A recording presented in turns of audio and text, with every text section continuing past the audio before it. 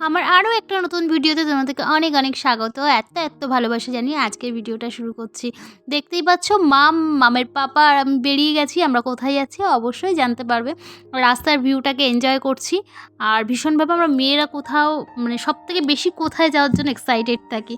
মেয়েদেরকে যতই দূরে কোথাও ঘুরতে নিয়ে যাও না কেন, তার থেকেও বেশি ঘোরার জন্য বা কোথাও যাওয়ার জন্য যদি আমরা এক্সাইটেড থাকি, সেটা হচ্ছে আমরা নিজের বাড়িতে।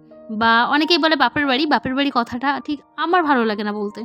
তাই আমি নিজের বাড়ি বলি কথাটাকে। সবসময় বলি বাড়ি যাচ্ছি। কেউ যখন জিজ্ঞেস করে কোথায় যাচ্ছ? আমি তখন বলি বাড়ি যাচ্ছি।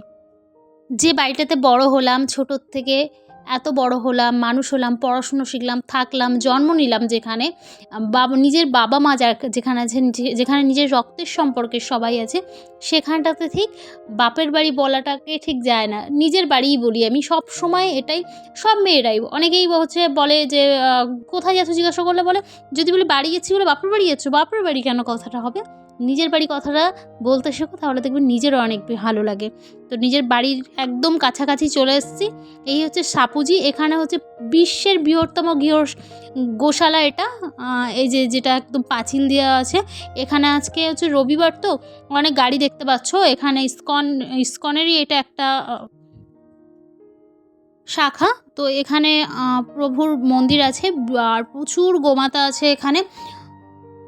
তো বলতে চলে এসেছি। এসে দেখছি অনেকগুলো জুতো আছে এখানে। কে এসছে ভিতরে গেলেই বুঝতে পারবে। আমার মেয়ে তো দিদুন করে ডাকতে ঢুকছে। আমার মা আছে এখানে, আমার দুটো মাসি আছে। সবাই আমরা যাবো একটা অনুষ্ঠান বাড়িতে। সবাই সেজেগুজে রেডি। এখন আমারই রেডি হতে হবে। তো আমি তাড়াহুড়ো করে চলে আসলাম। আবার শাড়ি-টাড়ি পরবো, পরে সবাই মিলে একসাথে বেরোবো। তো সবাই এখানে বসে আছে। আমি ঝটপট করে এখানে রেডি হয়ে নিই। এখানে দিদির ছেলের জামা প্যান্ট বের করা আছে, ও এখনও যায়নি। আমার বাবা বেরিয়ে গেছে। তো এখন হয়ে গেছি রেডি, এবার বেরোবো। এখানে আমার মাও হয়ে গেছে রেডি, সবাই বেরোবো। আর এখানে আমার একটা ভাই আর ভাইয়ের বউ এসছে, কোয়েল আর প্রকাশ, ওরাও এসছে। সবাই মিলে ওরা এলো বলে একটু তাড়াতাড়ি হলো। আর আমার শরীরটা ভালো নেই, সেটা আমার মুখ দেখলেই বুঝতে পারছো। একদম আমার মুখের অবস্থা ভীষণ খারাপ, তার মধ্যে ভীষণ টায়ার্ডও আমি আছি। তো মোটামুটি একটা শাড়ি পরে নিলাম, পরে নিয়ে এখান থেকে রেডি হয়ে নিলাম। এবার মা একটু তালা মারবে, মেরে সবাই মিলে একসাথে বেরিয়ে যাবো। আমার বাবা আগে চলে গিয়েছে।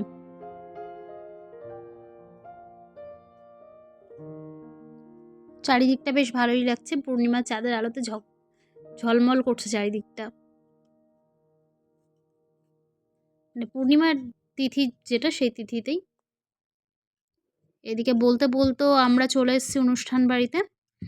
অনুষ্ঠানটা হচ্ছে একটা অন্নপ্রাশন বাড়িতে এসেছি। কার অন্নপ্রাশন সেটা বলছি।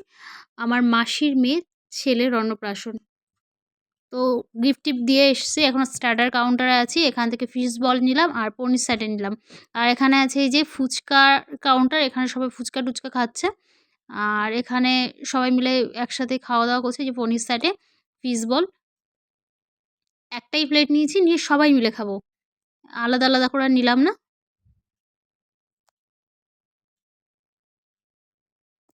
আর ফিশ বলের টেস্টটাও ভালো ছিল। পনির স্যাটেটাও অসাধারণ খেতে ছিল।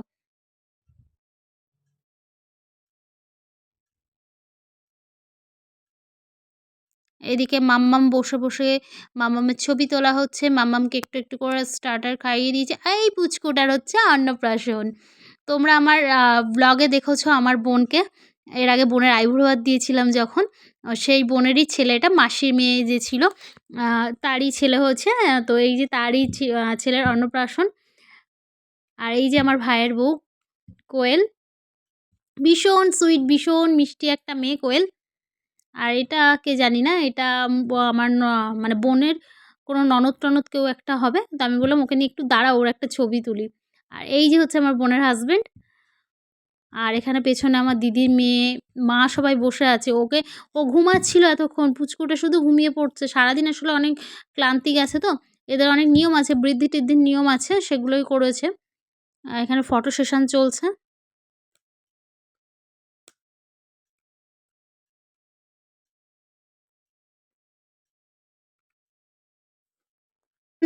একটা অনুষ্ঠান বাড়িতে আসলে কি হয়, সবার সাথে দেখা হয়, কথা হয়।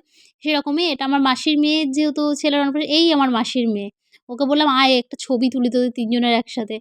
তো সেই জন্য ও এলো এখন, ও ঘরেই ছিল। ও ছেলে এত মানে কান্না করছে, যেহেতু বাচ্চারা থাকে একা, একা বাড়িতে, সেরকম কোনো মানে চিৎকার চেঁচিমেচি হয় না। বাচ্চাদের ক্ষেত্রে এই জিনিসটা হয়। আমার মেয়েও যখন ছোট ছিল, মানে অতিরিক্ত লোকজন দেখলে ভীষণ ভয় পেয়ে যেত, কান্না করত।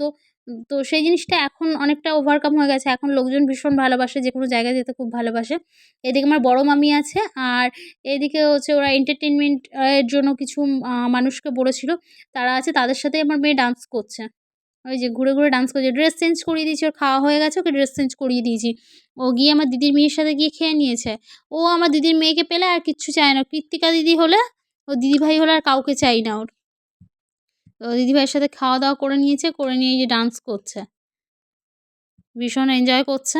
ওই যে ওর দিদিভাইকে ডেকে নিয়ে এসছে, "চলো দিদিভাই ডান্স করব।" দিদিভাই তো ডান্স করবে না। দিদিভাইকে ধরে, ধরে এখন ডান্স করছে। এইদিকে এবার বাবা চলে এসছে, ওর বাবা। বাবার সাথে বলছে, বাবাকে বলছে, "চলো বাইরে যাবো। বাইরে গিয়ে ডান্স করব।"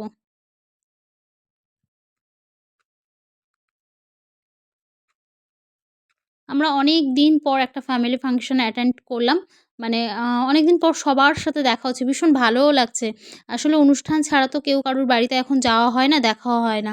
তো রাত বেশ অনেকটাই হয়ে গেছে, ১১টার উপর হয়ে গেছে। এবার আমরা খেতে বসেছি। এখানে তোমাদেরকে একবার দেখিয়ে দিই, পরমজিতের শুভ অন্নপ্রাশন, পুচকুটার নাম। এখানে আছে পিয়ে রাইস, পটেটো ফিঙ্গার, ভেজ ডাল। আর ছিল ভেজ ডাল, পটলের দোলমা, ফিশ, টমেটো, পমফ্রেটের ঝাল, ফ্রুট চাটনি। তো এখানে আমি, কোয়েল, প্রকাশ, আমার হাসব্যান্ড আর রাহুল খেতে বসেছি। তো চলো সবাই মিলে খাওয়া-দাওয়া করে নিই। আর তোমরা সবাই পরমজিৎকে অনেক, অনেক ভালোবাসা দিও, আশীর্বাদ করো, ও যেন অনেক বড় হয়।